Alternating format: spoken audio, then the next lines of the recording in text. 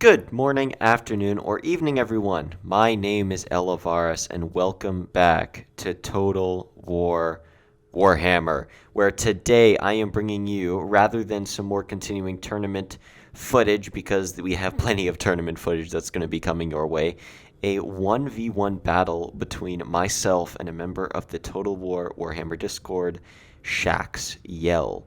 He is basically the only ranked player we have. He's currently up at 500 and something. I believe 580 something. And I have recently, or just before recently, have been trying to learn how to counter dwarves as wood elves because, as you heard about me talk about in my Clan Angren video, wood elves do very poorly against dwarves, and that's for several reasons, such as all dwarves having shields, all dwarves being armored, and a ton of your damage dealing wood elves dealing magic damage, which dwarves are resistant to. So, as we hop into this, or before we hop into this, I'm going to go over some comps here. This is an anti-dwarf comp that I came up with after vigorous testing. It's worked pretty well. There's some other variations I want to try, potentially with like a Waywatcher to take out the Grumbling Guard, because I have a very hard problem. Like, Grumbling Guard are very, very good, and I need to bring them out of the fight, but they're very hard to break. So,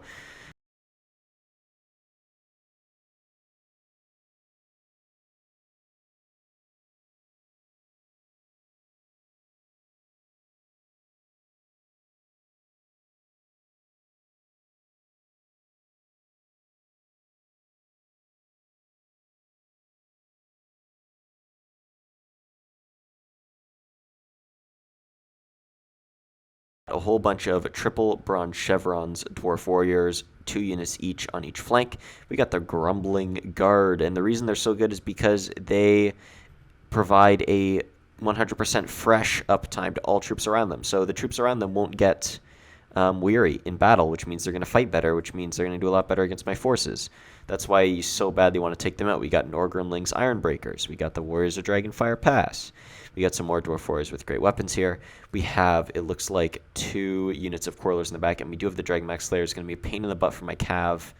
And then we do have a Runesmith, and we also have a Thane along with a Rune Lord. So this is a pretty meta build, which is what I was going for to try and beat, because if I'm going to be beating dwarves, I want to beat a meta build, because that's what you should be training for as wood elves if you're really only play wood elves, and if you're thinking you're probably going to run into dwarves, because if you play wood elves, there's a very high chance that you will run into a dwarf player. So why don't we get into the battle here? We do see the Dwarf Warriors moving forward. The Glade Lord just sitting there taking some pot shots at the Warriors. The Dwarvish lines moving forward. They're coming to me this time. They don't have any artillery, so there's no point really in playing the waiting game. Now they do have their Ironbreakers, so I do want to keep my Treekin at the front in order to hopefully use up their satchel charges on the Treekin, who won't take as much damage than my Eternal Guard, who are very clumped up in comparison. Although the speed of my Eternal Guard is faster than my Treekin, so I kind of make a little mistake there. Thankfully, the Treekin are actually going to move further forward than the Eternal Guard, so it shouldn't be too bad.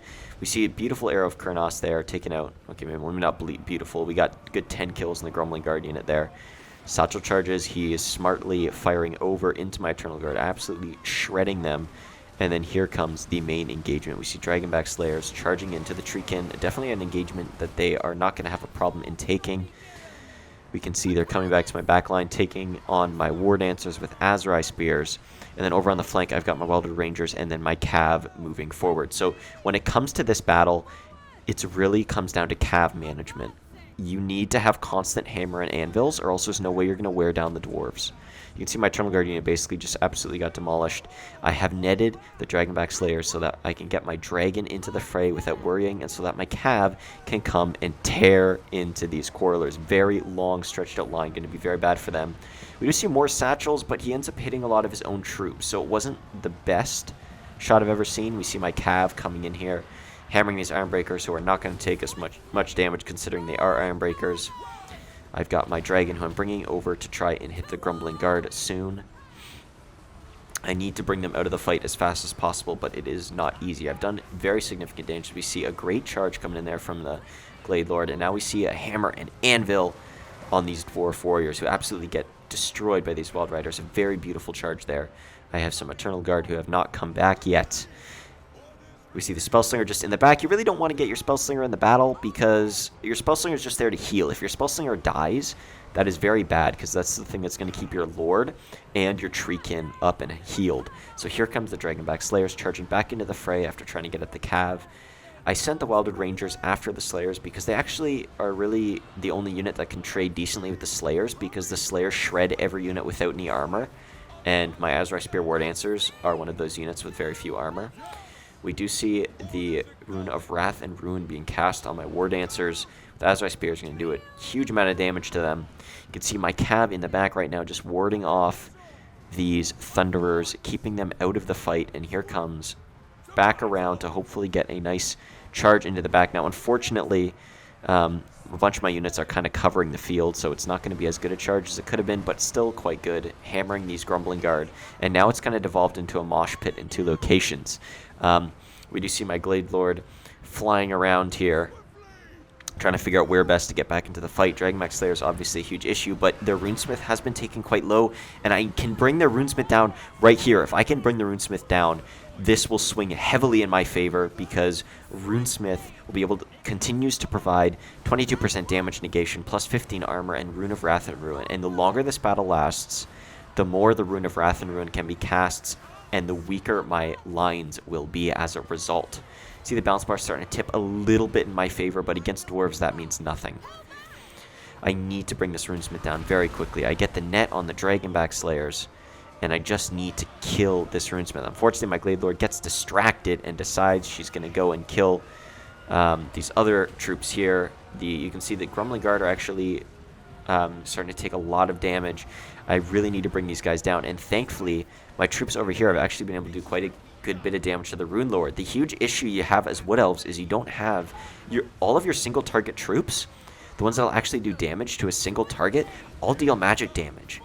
And against the Dwarvish heroes, that's very, very bad because they have high resistances to things like missiles and magic damage, so you do nothing with your heroes. You need to surround them with some high-hitting, armor-piercing troops, such as Wildwood Rangers. You can see the Thane's focused on my Lord, so I'm pulling her out. See constant cycle charges with my Cav, keeping them up. If you can keep the cycle charges coming, you can keep surviving. You can see the Runesmith taken very low. My Treekin are wavering in the fight. Arrow of Kurnos coming in, a decent hit, really not anything that special. We see the Cav coming back in. A decent charge, nothing amazing there. See my Spellslinger running away from a horde of Dwarf Warriors. And we can see in the back, I'm bringing some units back to the fight who have returned from routing. You can see my Wild Riders pouring into the flank of these Grumbling Guard and Dragonback Slayers. I am trying to get this Runesmith down, but the constant Rune of Oath and Steel and the constant negation and all of his armor is just keeping him alive. And the fact that my Glade Lord deals magic damage is not helping. You can see the Grumbling Guard very low, only 22 units left. Dragonback Slayers very low. They're all very low, but I just can't bring them down. Pulling out the Cav. My Cav units wavering, getting hits by some Runes of Wrath and Ruin. We see Quarrelers coming back from the tree, so I bring my routing Cav, or I was trying to until they completely routed. I need to bring my Cav over here and finish off these Quarrelers. Don't want them firing into my back. The fight over here is going quite well. We're routing a lot of their troops, bringing my Eternal Guard back to the fight. Now it's just a mosh pit here. Now this is where the Dwarves really thrive, when it's in one big circle and all of their buffs can constantly be acting on all of their troops. See my Glade Lord, I have to pull her out because she got heavily chunked by that Rune Lord and Runesmith and the Thane. So the Runesmith is actually routing. If I can just kill the Runesmith so he can't come back, this will be huge. You can see the Rune Lord is absolutely taking a ton of damage here. I need to bring him down. I have netted the Rune Lord so he couldn't go after my Dragon. Dragon just sweeping in the middle of the fight. Not necessarily what I want, as she can then be easily focused. So I'm like, okay, I got to pull out very, very quickly. Pull out the Glade Lord there. You can see my Spellslinger is derping around on the side here. Although, as long as she's not getting hit, that's fine. You see the Thane back on my Glade Lord. She takes another little bit of damage there. But I'm starting to rout their forces. A lot of wavering in the Dwarven line. The Grumbling Guard are starting to fall. There's barely any left at hardly any HP. Let's look here. 190 between 9 units. They've hardly got anything. You can see I am not having any of this. There's no way I'm going to let this Runesmith get away and come back and buff the troops. I send the Glade Lord after the Runesmith, leaps down, does a little bit of damage. Looks like she doesn't hit. He's got 153 HP. He has to go down here. Glade Lord flying up. We can see lands on top of him, or tries to there, and then leaps on top of him, but he's still alive. He only took like 15 damage there, or something very, very small. But as you can see, I land back down, knock him over, and I'm just trying to finish him. He is in full routing mode, and then he goes down.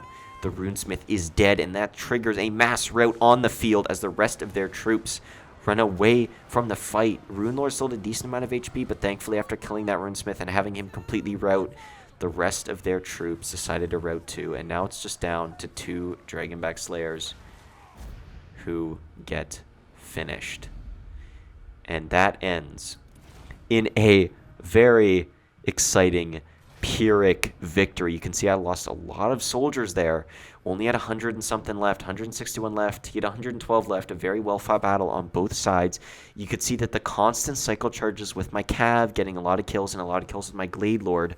You need your Glade Lord constantly flying around, applying fear, getting into the back line, taking out those Quarrelers, and you need your Wild Riders just constant cycle charge. First get into the Quarrelers, take out their ranged, and then just cycle charge, cycle charge, cycle charge. Just hammer and hammer and hammer over again until you break the Dwarven resolve to fight.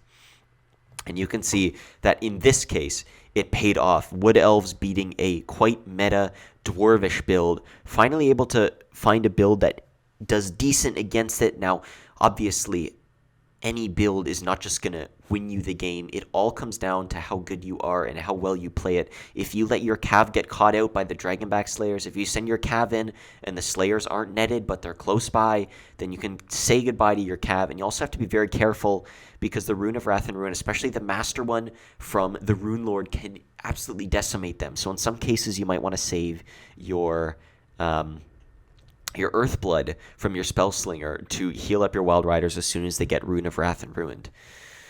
But yeah, there we go, guys. I hope you enjoyed that battle. That was a very, very close one, down to the wire as usual, but thankfully this time I was able to pull out the victory. So I would like to thank you all for watching. I hope you have a great rest of your day. Cheers, guys.